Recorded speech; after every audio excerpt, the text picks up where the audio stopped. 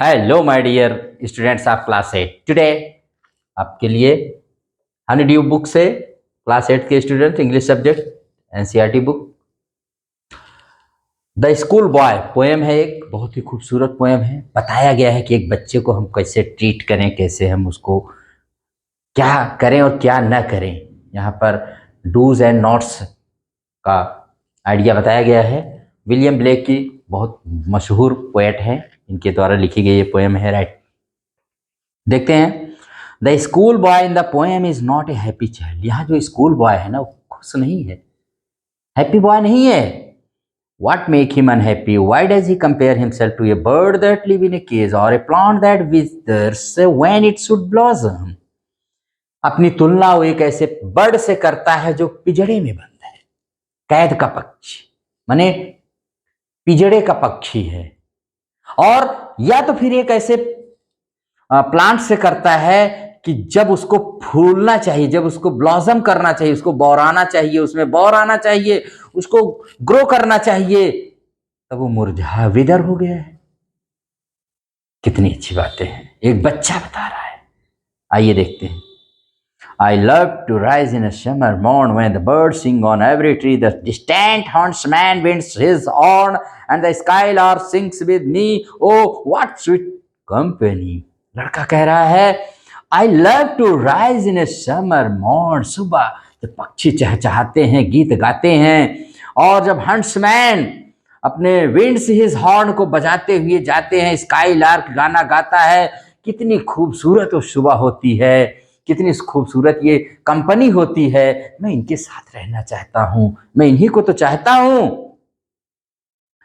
But to go to school in a summer morn, oh, it drives all joy away under a cruel eye outworn. The little ones spend the day in sighing and dismay. लेकिन इतनी खूबसूरत summer mourn में हमें school जाना पड़ता है, और it drives सारा ड्राइव्स माने होता सारी खुशियां हमारी चली जाती हैं, हमारे साथ ले ली जाती हैं। Under a cruel eye outworn, the little ones spend the day in saying and डिसमे। निराशा आह में पूरा दिन गुजर जाता है। भाई वहाँ टीचर भी तो रहते हैं, बड़ी बड़ी आंखें निकालते हैं, दिखाते हैं।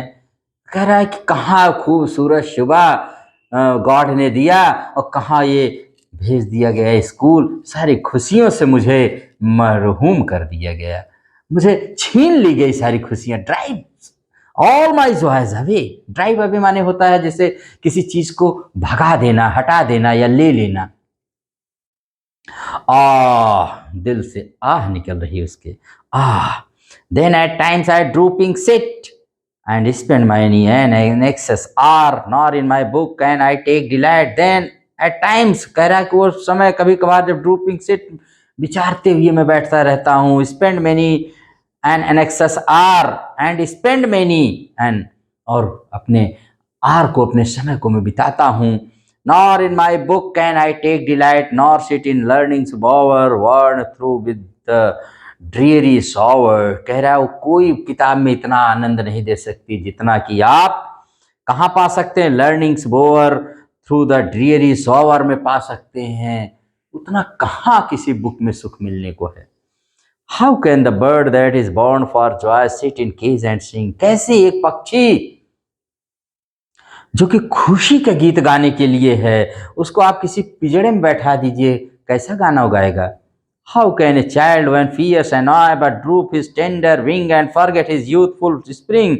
कैसे एक बच्चा जो अभी बहुत मासूम है, टेंडर एज में है, बहुत ही कोमल है, उसके बड़े होने से पहले ही उसकी खुशियां छीन ली जाती हैं। ओ फादर एंड मदर, जैसे यहाँ सजेशन दे रहा है पोएट।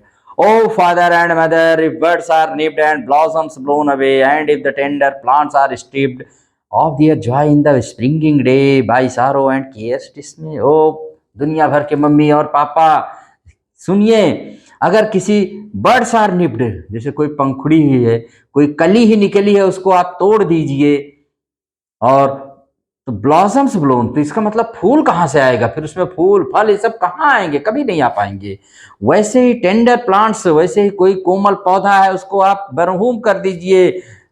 जैसे कोई बच्चा है, उसकी सारी खुशियां जब उसका स्प्रिंग सीजन है बसंत ऋतु का समय है, उसका यौवन का सीजन आता है, उसको बढ़ने और खेलने का समय आता है, आप उसके सारे खुशियां छीन लीजिए, वो कहाँ एक अच्छा आदमी बन पाएगा। How shall the summer arise in joy or the summer fruits appear. तो कैसे आप आशा करेंगे कि जब समर सीजन आएगा तो उसमें फ्रूट्स आएंगे उस पौधे में जिसकी बड्स और जिसके फ्लावर्स ही आपके छीन लिए जाते हैं, मरहूम कर दिए जाते हैं, उसको सारोज एंड केयर्स कैसे वो करेगा। यहीं पर आपकी पोयम कहने का मतलब है, इस पोयम का यही है कि कभी भी हमें, यानी इस मैसेज इस पोयम का यही है कि never try to take away the children's joy and freedom. कभी भी बच्चों की जॉय और फ्रीडम लेने की कोशिश मत करिए।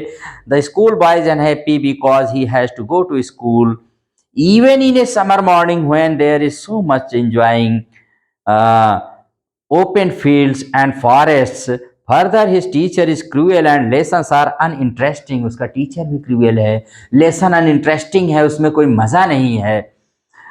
Like a caged bird, the boy is also not free to do anything at his own will. He wants to lead a life of freedom, but he can't because there are many restrictions on him. बहुत सारी चीज़ें हम देख रहे हैं कि हाँ हमारा चाइल्ड करना चाहता है, स्कूल बॉय करना चाहता है, बट रियलिटी क्या है, वो कुछ नहीं कर पाता है। उसके ऊपर इतनी सारी रिस्ट्रिक्शंस लगी हैं, इतनी सारी चीज़ें उसके ऊपर थोप दी जाती हैं, इम्पोज कर दी जाती हैं कि वो बेचारा क्या कहे, एक केज्ड बर्ड हो जाता है, पिजड़े का पंछी। अंडरस्टैंड?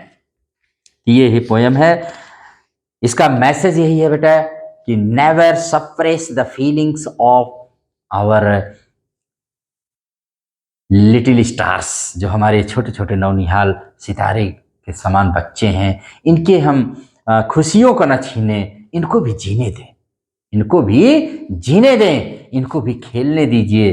लेकिन आप लोग भी बच्चों, आज का ज़माना है कि मोबाइल पर टाइम वेस्ट मत करिए। डोंट ब्रेन रॉट मत करिए, ठीक है। हाँ खेलिए, फिजिकली खूब मेहनत करिए, फिजिकली खूब गेम करिए, स्पोर्ट करिए, खूब जाइए खेलिए, अपने आप को स्ट्रांग बनाइए। आप स्ट्रांग, मेरा देश स्ट्रांग हो जाएगा। हाँ पहले देखते, find out 3 or 4 words stanza in one that reflect the child's happiness and joy. तो कुछ पहले स्टेंजा में कौन है जो हैप्पीनेस दिखाते हैं। The words phrases are the song of the birds and the skylark and the sound of the hunter's horn। ये वर्ड्स हैं जो दिखाते हैं कि बड़ा खूबसूरत, माने हैप्पीनेस शो करने वाले वर्ड्स हैं। In stanza 2 the mood changes, which words are phrases reflect the changed mood।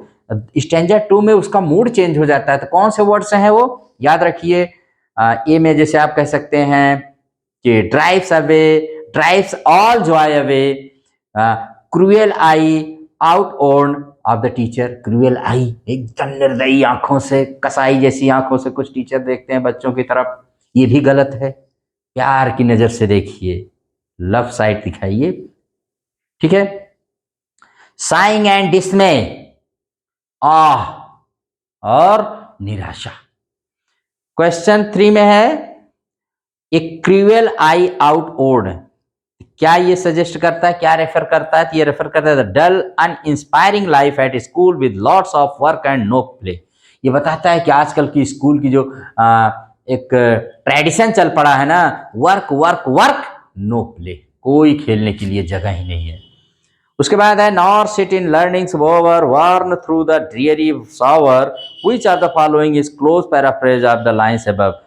तो कह रहा है कि nor can I learn anything at school though teachers go on lecturing and explaining. इसका मतलब है कि टीचर सिखाते सिखाते सिखाते तो चले जा रहे हैं, लेकिन सही कह रहा है बच्चा, मेरे दिमाग में कुछ नहीं है, सब बाईपास से निकल जा रहा है, ठीक है। तो ये यहाँ पर इसको कह रहा है, ठीक है। तो इसी के साथ ये पोएम यहीं पर समाप्त हो जाती है।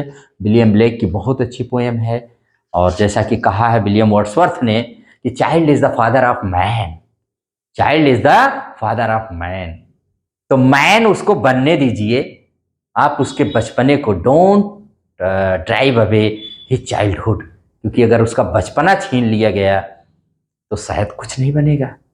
जैसे कली बर्ड्स को ही निप्ट कर देंगे तो फ्लावर ब्लॉसम फ्रूट्स की हम आशा ही नहीं कर सकते हैं। इसलिए बच्चे को जीने दीजिए।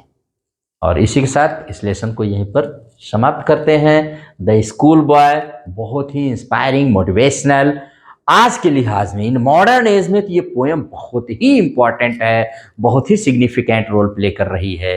क्योंकि आज ना एक बच्चे को parents, teachers from all sides कहीं ना कहीं उसको सप्रेस किया जा रहा है।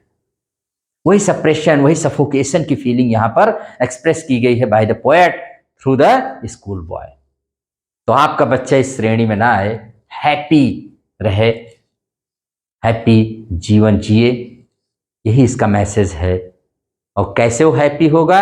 जब आप उसको फ्रीडम देंगे, लिबर्टी देंगे, तब वो होगा। ठीक है, तो अगर ये क्लास पसंद है तो इसको लाइक, शेयर एंड सब्सक्राइब करिएगा। Thank you very much.